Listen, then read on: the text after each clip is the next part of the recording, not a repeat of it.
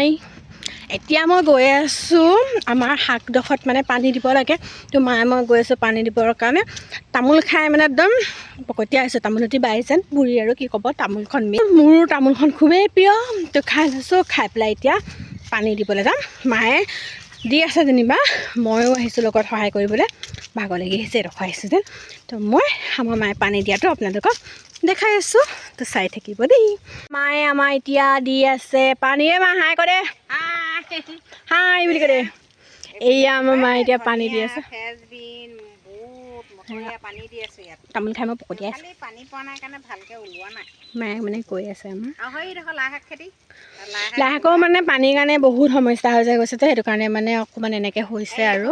মূলাডোখৰত দিবলৈ আছে। মূলা মায়ে এডোখৰ দি লৈছে। তাৰপৰা মই পানীটো আনি দিয়া মানে মায়ে এনেকৈ দিব, মই পানী আনি দিয়াহে হয় মানে। এতিয়া মায়ে দি থাকিব পানী।